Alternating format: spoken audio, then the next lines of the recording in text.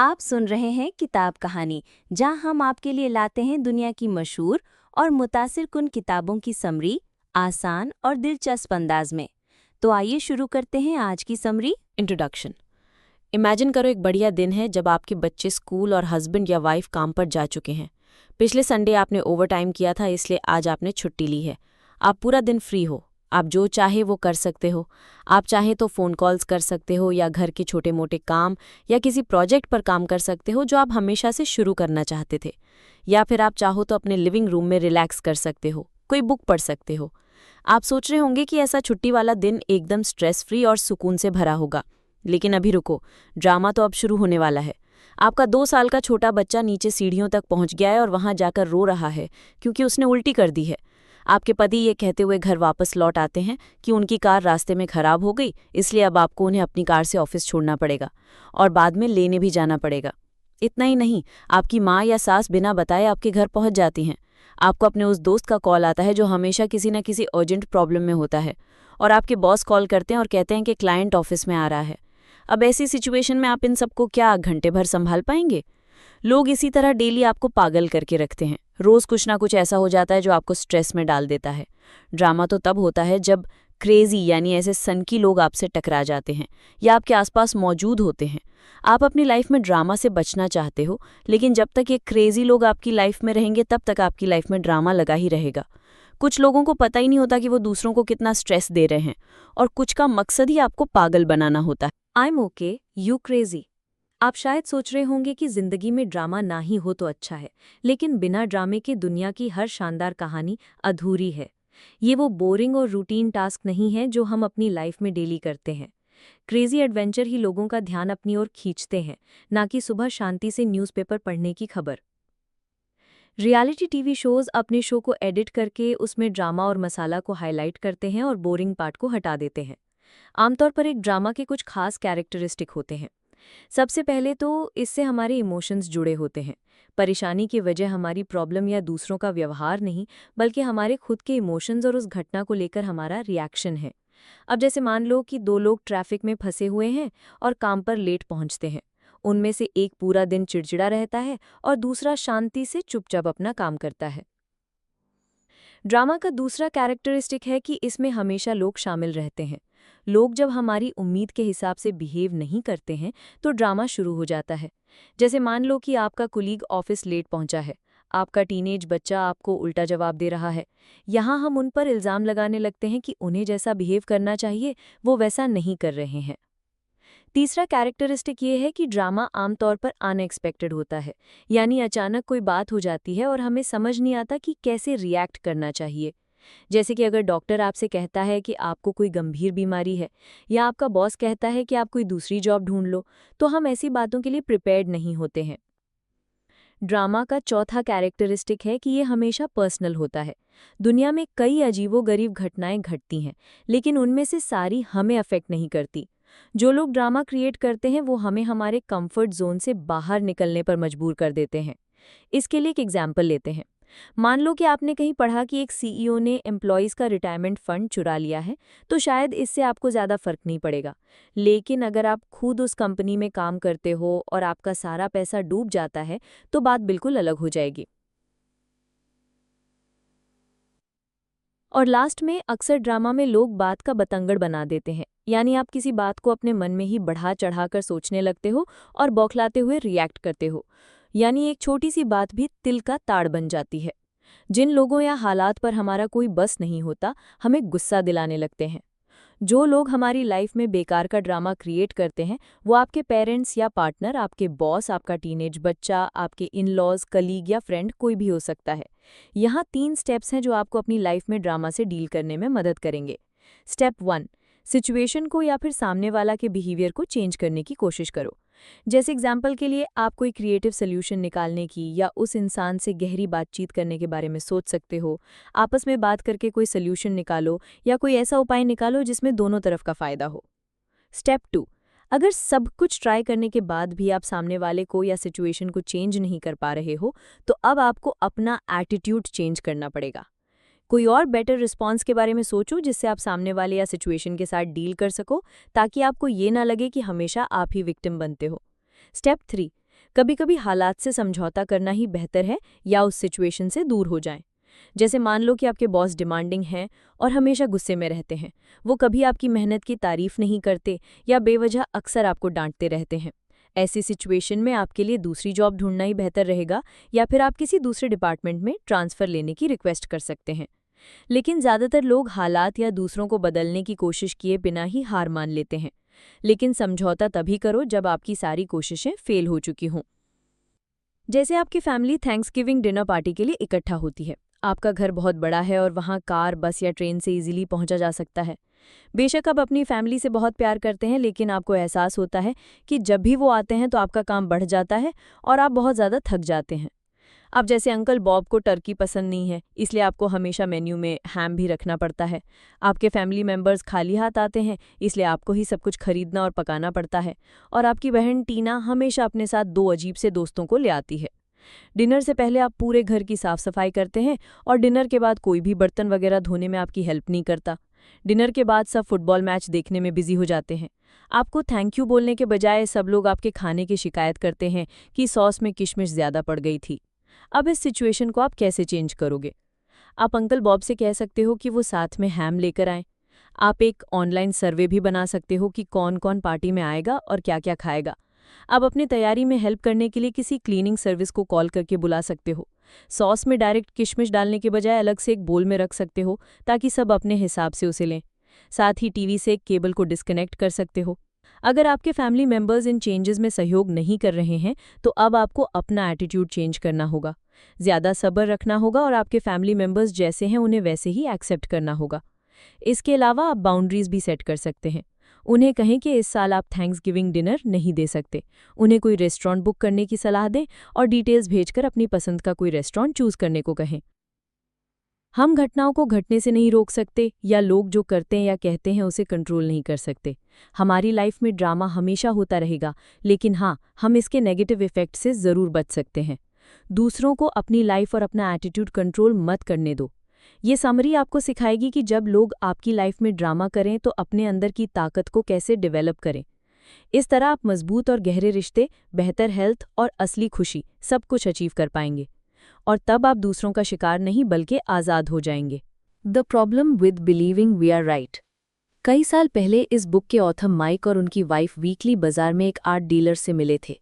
वो लोग सस्ती पेंटिंग्स खरीदकर उस डीलर के पास ले जाते थे और वो आर्ट डीलर उन्हें पॉलिश करके डैमेज प्रूफ और वाटर प्रूफ बना देता था, जिसके बाद वो एकदम एक्सपेंसिव पेंटिंग्स जैसी लगती थी। वो आदमी अच्छा था और उसका काम इतना कमाका था कि माइक उसके रेगुलर कस्टमर बन गए। लेकिन एक दिन सैटरडे को 30 मील ड्राइव करने के बाद माइक बाजार पहुंचे तो उन्हें वो आर्ट डीलर वहां दिखाई नहीं दिया। उन्होंने उसे बहुत ढूंढा लेकिन वो कहीं नहीं मिला, तो उन्हें लगा कि शायद वो बीमार पड़ गया होगा। माइक ये सोचकर वापस लौट आए कि वो अगले हफ्ते दोबारा आएंगे। कुछ हफ्तों तक ये सिलसिला चलता रहा। फिर एक बार माइक और उनकी वाइफ 30 मील ड्राइव करके आए थे और एक लोकल रेस्टोरेंट में कॉफ़ी एंजॉय करने के लिए रुके थे। लेकिन अब उन्हें बहुत फ्रस्ट्रेशन हो रही थी क्योंकि वो आर्ट डीलर कई हफ्तों से गायब था।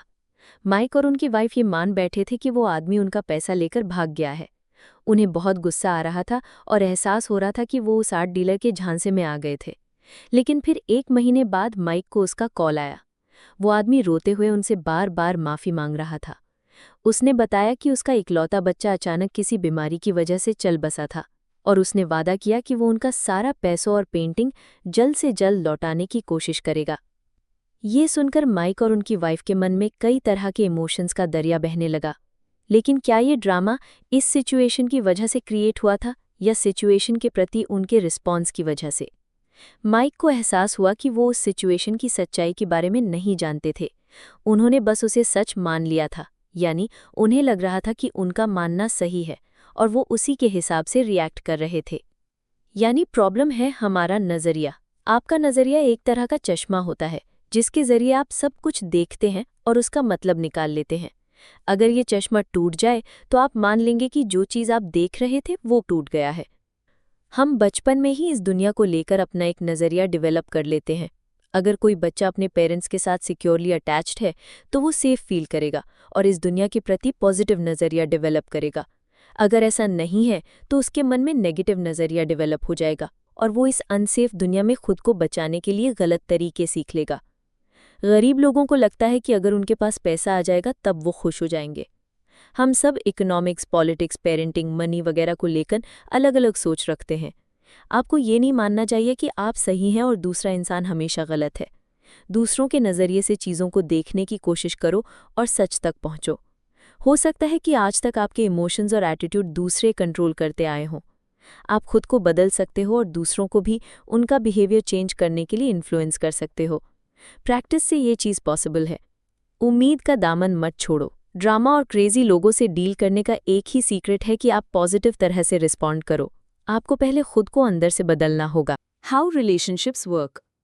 सोचो क्या होता अगर हम सबके माथे पर एलसीडी स्क्रीन लगी होती और जो हम सोचते वो सब कुछ उसमें नजर आता।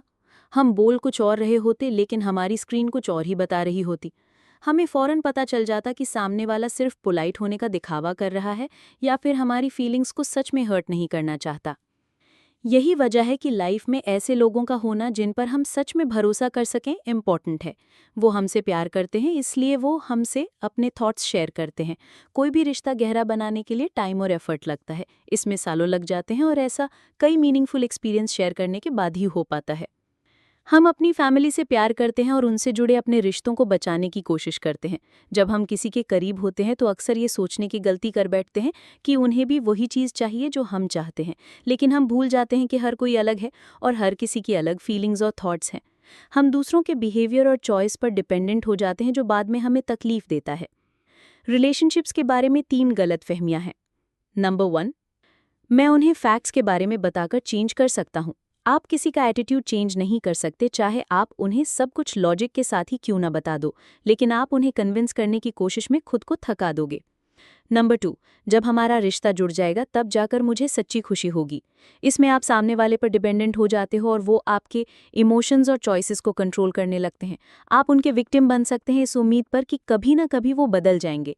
इस इंतजार में आप सिर्फ अपनी लाइफ बेकार कर गवा रहे हो। नंबर 3, मुझे थोड़ा और सब्र रखने की ज़रूरत है। अंत में उसे एहसास होगा और एक दिन वो ज़रूर बदल जाएगा। आप ऐसे इंसान को झेलते रहते हो और उनके बुरे बर्ताव और चॉइस का खराब असर खुद पर पड़ने देते हो, लेकिन आपको ये चीज़ होने से रोकना है। उन्हें अपनी जिम्मेदारी खुद लेने दो और अपने करनी का फल भुगतने दो। हमने गलतफहमियों के बारे में तो डिस्कस कर लिया, चलिए अब डिस्कस करते हैं कि रिलेशनशिप की सच्चाई क्या है। नंबर 1, जो लोग हमारी लाइफ में सबसे ज़्यादा ड्रामा क्रिएट करते हैं आमतौर पर ये वो लोग होते हैं जिनके साथ हम सबसे ज़्यादा वक्त गुजारते हैं। एक पुराना फ्रेंड आपको इरिटेट करता है लेकिन अब आप पहले की तरह ज़्यादा मिलते नहीं हो, जबकि आपका पार्टनर जो आपके बगल में बैठा है या आपके इन-लॉज जो हर हफ्ते आपके घर धमक पड़ते हैं, ये लोग आपको ज़्यादा पागल बना रहे होते हैं। नंबर 2, पास्ट हमारा फ्यूचर डिसाइड नहीं करता है। आप उस इंसान के साथ लंबे वक्त से हैं और आपको यकीन है कि वो कभी नहीं बदलेंगे, लेकिन आपको उम्मीद बनाए रखनी चाहिए। इस बात की कोई गारंटी नहीं है, लेकिन उनके बदलने की पॉसिबिलिटी भी हमेशा रहती है। ट्रूथ 3, आप विक्टिम नहीं बनोगे, ये आप चूज कर सकते हो। कोई इंसान या कोई सिचुएशन आपको कितना अफेक्ट करेगा ये आपके अपने ऊपर है। आपकी लाइफ में चाहे कितना भी ड्रामा क्यों ना हो, आप अपने फिजिकल और मेंटल को हेल्दी रख सकते हैं। ये आपके ऊपर है कि आप ड्रामा के प्रति कैसे रिस्पॉन्ड करते हो। आप दूसरों को तो बदल नहीं सकते पर खुद को जरूर बदल सकते हो। पॉजिटिव एटीट्यूड रखकर आप आज़ाद हो सकते हो। Stop yelling at the toaster oven. इस बुक के ऑथर माइक को काम के सिलसिले में बहुत ड्राइव करना पड़ता है। वो एम्प्लॉयज़ और मैनेजर्स को ट्रेन करने के लिए एक ऑफिस से दूसरे ऑफिस आते जाते रहते हैं। वो लॉस एंजलिस में रहते हैं जहां बहुत ज़्यादा ट्रैफिक होता है, यहाँ तक कि फ्रीवे पर भी। ज़्यादातर ड्राइवर्स गुस्से में रहते हैं, लोग अंधाधुंध गाड़ियाँ चलाते हैं और एक दूसरे पर चिल्लाते हैं, यानी ट्रैफिक उनके सारे इमोशंस को कंट्रोल करता है। लेकिन माइक को लगता है कि ट्रैफिक में फंसकर गुस्सा होने और चिल्लाने से कोई फ़ायदा नहीं है। इससे सिचुएशन नहीं बदल जाएगी, बल्कि हमें इस सिचुएशन के प्रति अपना रिस्पॉन्स बदलना होगा। ऐसे में ट्रैफिक जैम से बचने के लिए माइक घर से थोड़ा जल्दी निकल जाते हैं। जल्दी निकलने का फ़ायदा ये होता है कि उस वक्त सड़क पर गाड़ियाँ कम मिलती हैं। वो अपनी मंजिल पर टाइम से पहले पहुंच जाते हैं और पास के एक कैफ़े में बैठकर वेट कर लेते हैं। घर वापसी के समय माइक कोई दूसरा रास्ता ढूंढते हैं और अपनी कार में ऑडियो बुक्स सुनते हैं, या फिर वो ट्रैफिक रिपोर्ट सुनते हैं या रिलैक्सिंग म्यूजिक लगा लेते हैं। अब ट्रैफिक को चेंज करना तो उनके बस में नहीं है, इसलिए माइक ने अपना रिस्पॉन्स चेंज कर लिया। ये समझना ज़रूरी है कि आप क्या कंट्रोल कर सकते हो और क्या नहीं। जैसे आप इस बात को कंट्रोल कर सकते हो कि आप अपने बच्चों को कैसे पालोगे, लेकिन वो बड़े होकर क्या चूज़ करेंगे और क्या नहीं, ये आपके कंट्रोल में नहीं है। कई बार हम जिन्हें चाहते हैं उन्हें गलत चॉइस लेते हुए देखते हैं। हम उन्हें सही चॉइस लेने में मदद करना चाहते हैं, लेकिन लाइफ को लेकर उनका अपना नज़रिया होता है। हम उन्हें मजबूर नहीं कर सकते कि वो हमारी मर्जी से चलें। हम बस ये उम्मीद कर सकते हैं कि किसी दिन वो ज़रूर बदल जाएंगे, लेकिन उसकी भी कोई गारंटी नहीं है। हमें उम्मीद और रियलिटी के बीच बैलेंस बनाकर चलना होगा। यानी हमें लोगों या सिचुएशन के सामने हार नहीं मानना चाहिए, लेकिन हमें सच्चाई को देखना चाहिए और खुद को उसका शिकार बनने से बचाना चाहिए। फ्रस्ट्रेट होने या बेकार में चीखने चिल्लाने का कोई फायदा नहीं है। यहाँ कुछ सिचुएशन दिए गए हैं, देखिए इनमें से क्या आपके कंट्रोल में है और क्या नहीं। नंबर 1, आप जहाँ काम करते हैं। नंबर 2, दूसरों की राय। नंबर 3, आप क्या खाते हैं। नंबर 4, फ्लाइट का लेट हो जाना। नंबर 5, अपने फ्री टाइम में आप क्या करते हो। नंबर 6, दुनिया में चल रही जंग। नंबर 7, लाइफ में आपकी चॉइसेस। नंबर 8, बारिश का होना। नंबर 9, आपका attitude. Number 10, stock market. Number 11, आप किसके साथ अपना ज़्यादा टाइम बिताते हो। नंबर 12, सूरज के निकलने का समय। अगर आप थोड़ा सोचोगे तो आपको एहसास होगा कि इनमें से जो ऑड नंबर वाली चीज़ें हैं वो आपके कंट्रोल में हैं, जैसे कि आपका काम, और जो इवन नंबर वाली चीज़ें हैं वो आपके कंट्रोल से बाहर हैं, जैसे कि मौसम और बारिश। इसे और इजी बनाते हुए सिर्फ एक चीज़ आपके कंट्रोल में है और वो है आप खुद। बाकी आप दुनिया को कंट्रोल नहीं कर सकते। अगर कंट्रोल करना भी चाहोगे तो बदले में आपको गुस्सा, फ्रस्ट्रेशन और स्ट्रेस ही मिलेगा। याद करो वो टाइम जब आप किसी पर नाराज़ हुए थे और उनकी कही बातें बार बार आपके दिमाग में घूम रही थी। आप उनकी गलतियां निकालते, उनकी शिकायत करते नहीं थकते थे। कई घंटों या कई दिनों तक उनकी बातें आपके दिल में चुभती रही थी। वो इंसान अब आपके साथ नहीं है, लेकिन फिर भी वो आपका मूड खराब किए जा रहा है। अब ज़रा सोचो कि अगर इस सिचुएशन के प्रति आप अलग तरीके से रिएक्ट करते हो, तो आप शांत रहेंगे, उस इंसान को माफ़ कर देंगे और सॉल्यूशन पर फोकस करेंगे। आप सारे ड्रामा और नफ़रत से खुद को दूर कर लेंगे। वो इंसान क्रेजी हो सकता है, लेकिन जब तक आप नहीं चाहोगे तब तक वो आपको अफेक्ट नहीं कर सकता है। The impact of influence. कुछ बुक्स में कहा गया है कि आप उन 5 लोगों की तरह बन जाते हैं जिनके साथ आप सबसे ज़्यादा वक्त गुजारते हैं। क्या आप इस बात से इत्तेफाक रखते हैं? क्या आपको लगता है कि ये सच है? आपके लाइफ में वो 5 लोग कौन हैं? क्या आपको लगता है कि आप काफ़ी हद तक उनकी तरह बन गए हो? माइक और उनकी वाइफ की शादी को 30 साल से ऊपर हो चुके हैं। चर्च में उनके कुछ करीबी दोस्त भी हैं जिनसे वो हर हफ्ते मिलते रहते हैं। माइक मानते हैं कि उनकी वाइफ और उनके दोस्तों ने उन्हें इतने सालों में काफ़ी इन्फ्लुएंस किया है। उन सब की लाइफ आपस में जुड़ी हुई है। उन 5 लोगों के बारे में सोचिए जिनके साथ आप सबसे ज़्यादा वक्त बिताते हैं। क्या आपको लगता है कि वो भी आप जैसे बन रहे हैं? क्या आप भी उन्हें उतना ही इन्फ्लुएंस करते हैं? क्या एक दूसरे को इन्फ्लुएंस करना अच्छा है? क्या पता आपकी लाइफ में कुछ लोग आपको बदलना चाहते हों, लेकिन बदल नहीं पा रहे हों। हम उन लोगों से ज़्यादा इन्फ्लुएंस होते हैं जो हमें वैसे ही एक्सेप्ट करते हैं जैसे हम हैं। इसलिए हमें सोच समझकर उन लोगों को चूज़ करना चाहिए जिनके साथ हमारा ज़्यादातर वक्त गुजरता है। एक इंसान के तौर पर ग्रो करने के लिए हमें उन लोगों से रिश्ता जोड़ना चाहिए जो हमें अच्छी बातें सिखाएं और हमें आगे बढ़ने के लिए इंस्पायर करें। वो आपको एक टीचर की तरह फॉर्मल इंस्ट्रक्शन नहीं देंगे, बल्कि आपको उन्हें ऑब्जर्व करना होगा कि वो लाइफ में अलग अलग सिचुएशन को कैसे हैंडल करते हैं। ये अच्छे इन्फ्लुएंसर्स जैसे हैं वैसे ही बिहेव करते हैं, लेकिन वो दूसरों के लिए अच्छा एग्जाम्पल सेट करते हैं। वो आपको मजबूर नहीं करेंगे, बल्कि आप उनके साथ ज़्यादा वक्त बिताएंगे तो आप भी उनके रंग में रंग जाएंगे। इसी तरह आप भी दूसरों को बदलने के लिए मजबूर नहीं कर सकते। आप सिर्फ अच्छा काम कर सकते हैं और उम्मीद कर सकते हैं कि बाकी लोग भी किसी न किसी दिन आपको फॉलो करेंगे। लेकिन इतने वक्त तक आपको सब्र रखना है और उन्हें डेली सपोर्ट करते रहना है। किसी को यह बोलना कि आप पर भरोसा है बहुत पावरफुल स्टेटमेंट है जो बहुत बड़ा फर्क ला सकता है। आइए इसे एक एग्जाम्पल से समझते हैं। शैरन हमेशा से अपने पिता को खुश करने की कोशिश करती थी, लेकिन जितना प्यार और अटेंशन उन्होंने उसके भाई को दिया था उतना कभी शैरन को नहीं दिया था। उसके पिता शैरन को बोझ समझते थे। शैरन ने कई साल अपने पिता का दिल जीतने और उनका और अपना रिश्ता सुधारने की बेहद कोशिश की, लेकिन उसके पिता ने कभी उसकी परवाह नहीं की और ना ही उसकी कोशिश को कभी सराहा। इससे शैरन का दर्द बढ़ता गया और वक्त के साथ उसमें चिड़चिड़ापन आने लगा। तो क्या शैरन को हार मान लेनी चाहिए या कोशिश करते रहना चाहिए?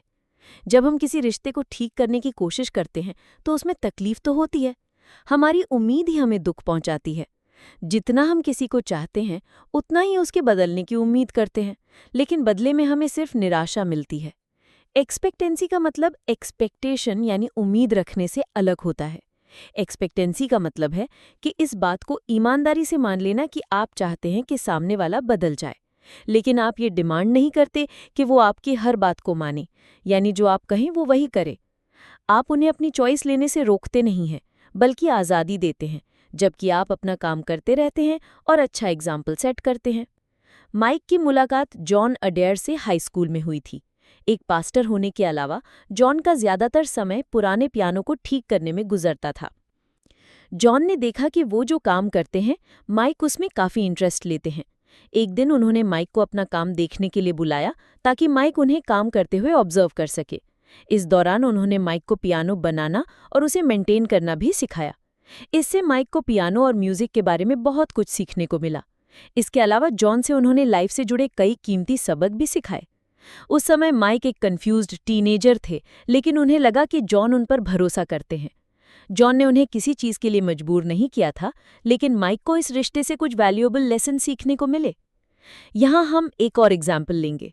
जिम और कैरल का 20 साल का बेटा था केविन। केविन बात बात पर अपनी चलाता था। एक दिन उसने घर छोड़ दिया और अपने पेरेंट्स के वैल्यूज़ के खिलाफ अपनी मर्जी की लाइफ जीने लगा। जब भी वो लोग मिलते तो ऊपरी तौर पर बात कर लेते, लेकिन केविन ने अब तक अपनी लाइफ में कोई गोल सेट नहीं किया था और ना ही उसे कोई इंटरेस्ट था। जिम और कैरल केविन के लिए दिन रात प्रार्थना करते थे और उसके साथ कांटेक्ट में थे।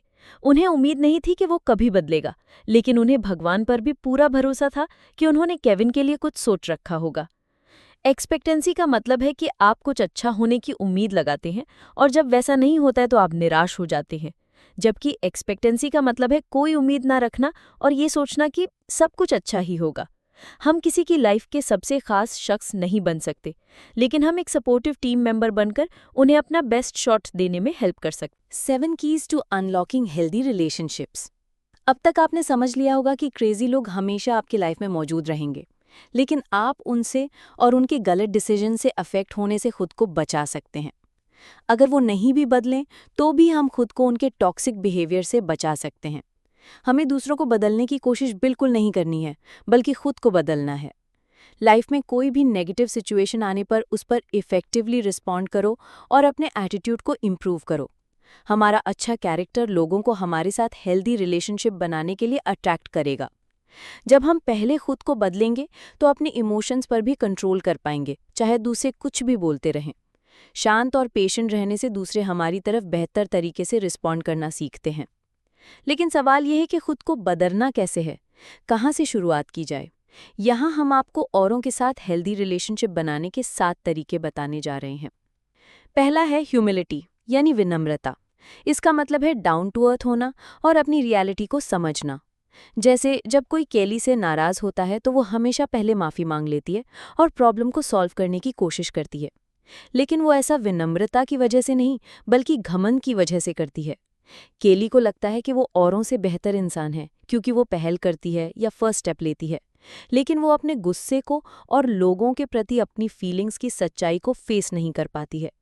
दूसरों के साथ अपने इमोशंस शेयर करने के लिए और दूसरों की परेशानी या चिंता को सुनने के लिए आपके अंदर विनम्रता का होना ज़रूरी है। इसमें आप खुद को दूसरों से अच्छा या बुरा नहीं समझते, बल्कि जो सच और फैक्ट है उसी के बेसिस पर एक्शन और डिसीजन लेते हो। हेल्दी रिलेशनशिप को अनलॉक करने की सेकंड चाबी है जॉय यानी खुशी। लेकिन क्या आपको पता है कि कुछ लोग कभी खुश नहीं रहते? वो चाहे कैश प्राइज जीत लें तो भी शिकायत करते हैं कि उन्हें टैक्स देना पड़ेगा। अगर आप उनसे कहोगे कि इस ड्रेस में तुम अच्छे लग रहे हो, तो वो बोलेंगे कि नहीं, हम तो मोटे लग रहे हैं। बारिश होगी तो वो कहेंगे कि हम भीग गए, जबकि ये नहीं सोचेंगे कि उनके पौधों को फ्री में पानी मिल रहा है। ऐसे लोगों को आप चाहे कुछ भी कहो, वो हमेशा नेगेटिव कमेंट्स ही देते हैं। वो हर बात में नेगेटिविटी ढूंढते हैं और कभी पॉजिटिव नहीं होते।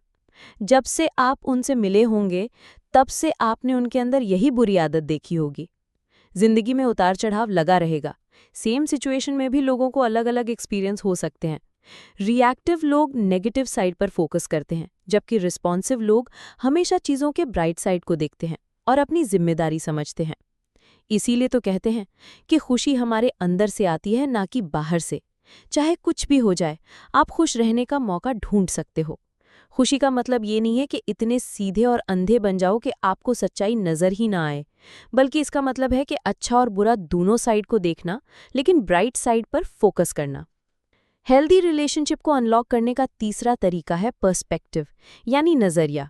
All time best selling book don't sweat the small stuff Richard Carlson ने लिखी है। इसका मतलब है बेकार की चीज़ों जैसे ट्रैफिक और लंबी वेटिंग लाइन के बारे में परेशान होने की ज़रूरत नहीं है। नज़रिया होने का मतलब है ये जानना कि क्या इम्पॉर्टेंट है और अपनी इमोशंस को मैनेज करना। खुश रहने का मतलब दुख और परेशानियों से मुंह मोड़ लेना नहीं है, बल्कि इसका मतलब है हर मुश्किल में शांत रहना। सिचुएशन चाहे कैसी हो, लोग चाहे कितना ही ड्रामा करें, आपको बिल्कुल भी अफेक्ट नहीं होना है। जैसे मान लो कि आपका बॉस बहुत डिमांडिंग है। आप कितना भी एफर्ट कर लें, वो आपकी कभी तारीफ नहीं करता है, उल्टा आपकी गलतियां निकालता है। अब आप चाहें तो रोज उसकी बुराई कर सकते हैं और अपनी हर परेशानी के लिए उसे कोस सकते हैं, या फिर अपने काम पर फोकस कर सकते हैं और अपने स्किल्स को इम्प्रूव करके बेस्ट रिजल्ट डिलीवर करने की कोशिश कर सकते हैं। हेल्दी रिलेशनशिप को अनलॉक करने का तरीका है पेशेंस, यानी सब्र रखना। जैसे आप कोई बीज बोते हैं तो उसके बड़े होने का इंतजार करते हैं। कई बार हमारे करीबी लोग कुछ गलत डिसीजन ले लेते हैं और हम चाहते हैं कि वो जल्द से जल्द अपनी लाइफ को ट्रैक पर ले आएं, लेकिन बदलाव होने में समय लगता है। हमें ये एक्सेप्ट करना पड़ेगा कि ग्रोथ और हीलिंग में सालों साल लग जाते हैं। पेशेंस का मतलब है रिजल्ट की परवाह किए बिना प्रोसेस पर फोकस करना। अगर गलती हो जाए तो खुद को माफ कर दो और साथ ही दूसरों की कमियों को भी नज़रअंदाज करना सीखो। हमेशा एक बात याद रखो कि आप किसी की लाइफ को ठीक नहीं कर सकते, ये काम उन्हें खुद करना होगा। अगर आप उनसे बदलने की उम्मीद रखेंगे तो निराश हो जाएंगे। हर इंसान एक यूनिक टाइम टेबल फॉलो करता है। जैसे मान लो कि किसी को ब्रेन में चोट लगी है। एक आउटसाइडर को उस इंसान में कोई मूवमेंट नजर नहीं आता है, वो उसे बस दीवारों को घूरते हुए देखता है। लेकिन एक करीबी फैमिली मेंबर उसमें छोटा सा भी चेंज भी नोटिस कर लेगा, जैसे कि उस इंसान का उंगली को हिलाना। बेशक ये बहुत छोटी सी इंप्रूवमेंट हो सकती है, पर ये उसके करीबी लोगों के लिए खुश होने की बड़ी वजह हो सकती है। अगर हम सब्र रखेंगे तो सामने वाले को उसके टाइमलाइन के हिसाब से बदलने का मौका दे सकते हैं। अगर उसमें बदलाव नहीं आया तो हमें नाउमीदी का एहसास होगा। हेल्दी रिलेशनशिप को अनलॉक करने का पांचवा तरीका है काइंडनेस, यानी दया। आज हम एक तेज रफ्तार से भागती हुई दुनिया में जी रहे हैं, जहां सक्सेस को पैसे, अचीवमेंट और पॉपुलैरिटी से नापा जाता है। आज की दुनिया में काइंडनेस को कमजोरी के रूप में देखा जाता है। कई लोग मानते हैं कि अगर आपके दिल में दया है तो लोग आपका फायदा उठाने से बाज नहीं आएंगे, लेकिन ये सच नहीं है। सक्सेसफुल एग्जीक्यूटिव्स अपनी कंपनी में नीचे से ऊपर तक के लेवल में अच्छे रिलेशनशिप मेंटेन करके रखते हैं। एक स्वीपर से लेकर बोर्ड मेंबर तक सबके साथ वो बड़े अच्छे से पेश आते हैं। वो सच में दूसरों की परवाह करते हैं, इसलिए उन्होंने लोगों का भरोसा भी जीता है और लोग उनकी रिस्पेक्ट भी करते हैं। अगर आप काइंड हैं तो आप दूसरों को भी अपने प्रति काइंड होने के लिए कन्विंस करते हो। शुरू में उन्हें लगेगा कि आप सेल्फिश हो, लेकिन आपकी काइंडनेस उन्हें आपके करीब आने पर मजबूर कर देगी। वो आप पर भरोसा करेंगे और दूसरों के साथ भी काइंडनेस के साथ पेश आने लगेंगे। टेरी ने एक कंपनी में सेल्स टीम को हाल ही में ज्वाइन किया था। टीम के टॉप परफॉर्मर बिल के अलावा हर कोई उसके साथ फ्रेंडली था। बिल को अपने स्किल्स पर भरोसा था और उसकी कोशिश यही रहती थी कि हर किसी को ये लगे कि सिर्फ वो ही बेस्ट है। किसी को समझ नहीं आ रहा था कि बिल हमेशा टेरी के पीछे क्यों पड़ा रहता है। बिल का कहना था कि टेरी में वो बात ही नहीं है जो सक्सेसफुल होने के लिए चाहिए। वो टेरी को ताना मारते हुए बात करता था और पीठ पीछे उसकी इंसल्ट भी करता था। लेकिन उस पर वापस अटैक करने के बजाय टेरी ने हमेशा बिल को अवॉइड ही किया। लेकिन जब भी उनका आमना सामना होता तो टेरी की कोशिश यही रहती कि वो उसके साथ काइंडनेस से पेश आए। लेकिन उनके टीम मेंबर्स आए दिन बिल की शिकायत करते कि वो घमंडी और सिरफिरा है। टेरी बिल के पीठ पीछे भी उसकी बुराई करने से बचता था। टेरी मानता था कि बिल के इस बर्ताव के पीछे जरूर कोई वजह होगी। एक दिन टेरी के पास एक क्लाइंट आया जिससे उसे कमीशन के तौर पर कई $1000 मिल सकते थे, लेकिन उसे लगा कि इस क्लाइंट को बिल बेहतर तरीके से हैंडल कर सकता है, इसलिए उसने बिल को अपनी जगह दे दी। टेरी के इस बर्ताव से बिल के रवैये में बदलाव आया और यहीं से टेरी और बिल के बीच एक नए रिश्ते की शुरुआत हुई। दोनों बेस्ट फ्रेंड तो नहीं बने, लेकिन एक दूसरे के लिए दिल में रिस्पेक्ट जरूर आ गई। अब बिल ने टेरी को बुली और इंसल्ट करना बंद कर दिया। उसके बाद से उसने टेरी को कभी तंग भी नहीं किया। टेरी ने बदला लेने के बजाय काइंडनेस पर फोकस किया। अगर हम सब भी अपनी डेली लाइफ में काइंडनेस को चूज करें तो सोचो क्या होगा। हम सबकी जिंदगी कितने सुकून और शांति से भर जाएगी। अगर हो सके तो बिना किसी लालच के किसी की मदद करो और फिर देखो आपको कितना अच्छा लगता है। हेल्दी रिलेशनशिप को अनलॉक करने का छठा तरीका है इंटेग्रिटी, यानी ईमानदारी, जिसका मतलब है जो सही है वो करना, चाहे आपको कोई देख ना रहा हो तब भी। हमें अपनी वैल्यूज पर डिगे रहना चाहिए और लोग चाहे हमसे गलत रास्ता लेने को कहें तो भी हमें सही रास्ते पर चलना चाहिए। हमें दूसरों के गलत वैल्यूज से बचते हुए स्ट्रॉन्ग और सिक्योर होना होगा। इंटेग्रिटी का मतलब है आपके पास छुपाने के लिए कुछ नहीं है, क्योंकि आप सच्चाई और ईमानदारी की जिंदगी जी रहे हैं। आपको दूसरों से बेहतर होने की जरूरत नहीं है, बल्कि आपको अपने आप से बेहतर बनना है। हेल्दी रिलेशनशिप को अनलॉक करने की सातवीं तरीका है कमिटमेंट। इसका मतलब है चाहे लोग कितने भी क्रेजी हों या कितनी भी मुश्किल हालात आएं, आपको उस इंसान का साथ देना है। आप अपनी फैमिली के साथ खून के रिश्ते में, अपने पार्टनर के साथ शादी के रिश्ते में और अपने बॉस के साथ कॉन्ट्रैक्ट के रिश्ते में बंधे हो। जब आप किसी चीज़ के लिए कमिटमेंट करते हैं तो आप कभी हार नहीं मानते। लोग चाहे कितने भी क्रेजी हों, लेकिन आपकी कमिटमेंट अपनी जगह है जिसे कोई तोड़ नहीं सकता। बेशक आप खुद को विक्टिम नहीं बनने देंगे, लेकिन जो आपके अपने हैं उन्हें छोड़ेंगे नहीं और ना उनके लिए कभी नाउम्मीद होंगे। अगर आपको ये समरी पसंद आई हो तो वीडियो को लाइक करें, शेयर करें और चैनल को सब्सक्राइब करना ना भूलें, ताकि आपको हर नई वीडियो की बरवक्त इत्तला मिलती रहे। आप नीचे कमेंट्स में हमें ये भी बता सकते हैं कि अगली वीडियो में आप किस किताब की समरी सुनना चाहते हैं। इल्म बांटिए, सोच बदलिए। अगली वीडियो तक के लिए इजाज़त दीजिए।